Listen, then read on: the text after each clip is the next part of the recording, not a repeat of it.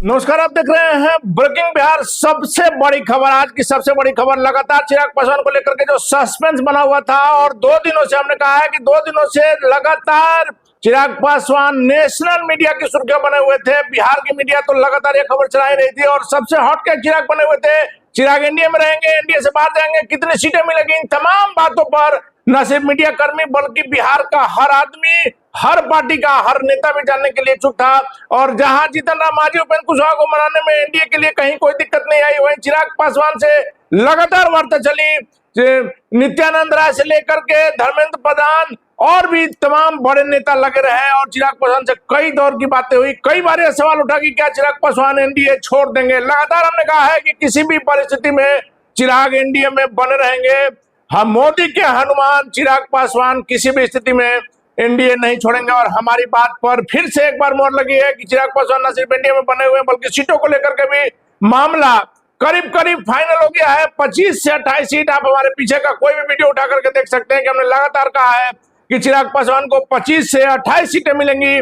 और चिराग ने भी कहा है कि इस बार हमको सीटें बढ़िया चाहिए, क्वालिटी सीटें चाहिए, संख्या से कोई मतलब नहीं है, एनडीए में कहीं कोई दिक्कत नहीं है, लेकिन हम वैसी सीटें लेंगे जिस पर हम पूरी तरह से जीत दर्ज कर सकें। क्योंकि हमारा ट्रैक रिकॉर्ड रहा है, जिस प्रकार से लोकसभा में 5 सीटें मिली और 5 की 5 सीटें हमने जीत करके दिखाया, उसी प्रकार से विधानसभा में भी जितनी सीटें मिलेगी हमारा लक्ष्य रहेगा कि तमाम सीटों पर जीत दर्ज किया जाए। और हमारा जो लोकप्रियता है, हम जिस प्रकार से बिहार में हमारी जो एक पहचान है, युवाओं में जो एक क्रेज बना हुआ है चिराग पासवान को लेकर के, इसका फायदा न सिर्फ हमको मिलेगा बल्कि एनडीए के तमाम सहयोगियों को मिलेगा और सभी सहयोगियों को भी चिराग पासवान की लोकप्रियता का फायदा मिलेगा।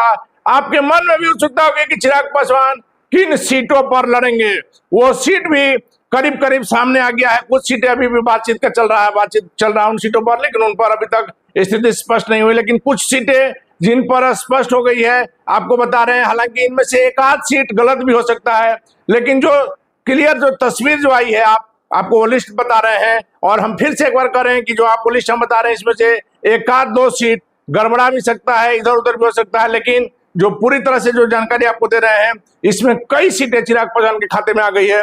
सबसे पहला जो गोविंदगंज सीट का आया रहा था राजू तिवारी के लिए, उनके बिहार के प्रदेश अध्यक्ष हैं, उनको लेकर के मामला फंसा हुआ था क्योंकि वो बीजेपी की सीट है और अदला बदली होने में दिक्कत है। जब सीट अगर जीता हुआ है तो उसको कोई भी गठबंधन देना नहीं चाहता है। वैसे में राजू तिवारी की सीट फंसी हुई थी, लेकिन कहा जा रहा है कि बड़ी खबर यही है कि गोविंदगंज सीट जो है वह चिराग पासवान के खाते में आ गई है। उसके बाद गायघाट, घाटी, लालगंज, राजापाकड़, मोरवा, कस्बा, पूर्णिया में जो कस्बा है, उसका डेहरी, हिसुआ, सिकंदरा, मखदुमपुर, फतुहा, शाहपुर कमाल, फुलवारी, शेरघाटी, बोधगया, अलौली और बखरी की सीट। इतनी सीटें जो है आपको हम बता रहे हैं कि करीब करीब तय हो गई है। इसमें एक आध 2 सीट ही अगर गलत होगा तो होगा, जब फाइनल लिस्ट जारी होगा तो आपसे मिला सकते हैं।